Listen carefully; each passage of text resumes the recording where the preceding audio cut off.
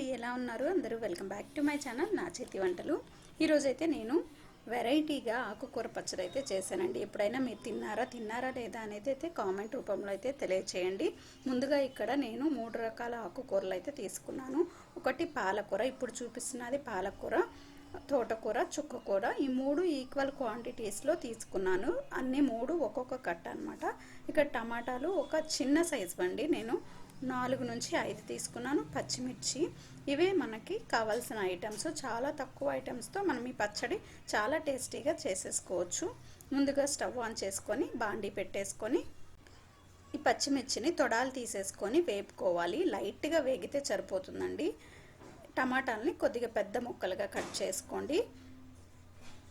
దీంట్లోకి కొద్దిగా ఉప్పు, కొద్దిగా పసుపు వేసి ఈ టమాటాలు కొద్దిగా మగ్గే వరకు ఫ్రై చేసుకోవాలి.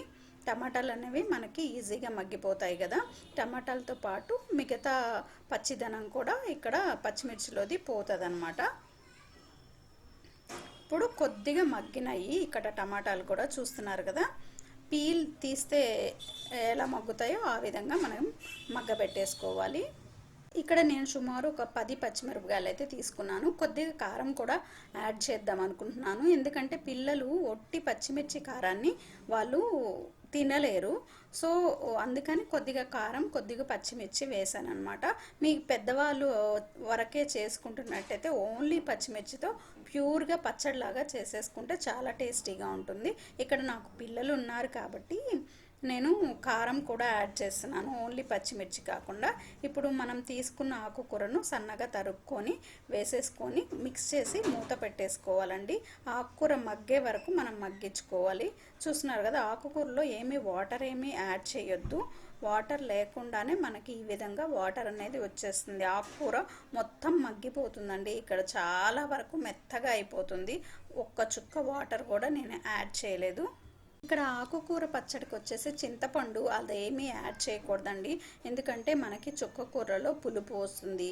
అలాగే టమాటాలు కూడా వేసాం కాబట్టి సరిపోతుంది. ఇప్పుడు ఆకుకూర మగ్గిన తర్వాత మనకి టేస్ట్కి తగ్గట్టు కారం అయితే యాడ్ చేశాను. నేను ఒక చిన్న స్పూన్ మాత్రమే వేసానండి, ఎందుకంటే ఇది పచ్చడి అని చెప్పాను కదా, ఎక్కువ పచ్చిమిర్చే వేసాను. ఇప్పుడు 2 నిమిషాలు కారం మగ్గిన తర్వాత మనం ఒక గిన్నెలోకి తీసుకొని ఈ పచ్చడిని రోట్లో రుబ్బేసుకోవాలండి. ఇక్కడ నేను చక్కగా పప్పు గుత్తితో మెదిపేశాను. రోలు లేదు కాబట్టి రోలు లేని వాళ్ళు చక్కగా పప్పు గుత్తితో అయితే మెదిపేసుకోవచ్చు. ఇలా మెదుపుకున్న తర్వాత వాటర్ తీసేసి మెదిపేసుకోండి. వాటర్ ఉంటే మళ్ళీ మనకి ఆకుకూర అనేది నలగదు. సో వాటర్ తీసేసుకొని మనం మెదుపుకున్న నూరుకున్నా కానీ ఆకుకూర నలిగిపోతుంది. అలా మనం మెదుపుకున్న ఆకుకూరని ఒక పక్కన పెట్టేసుకొని తాలింపు పెట్టేసుకోవాలండి. తాలింపు తెలిసిందే కదా అందరికీ.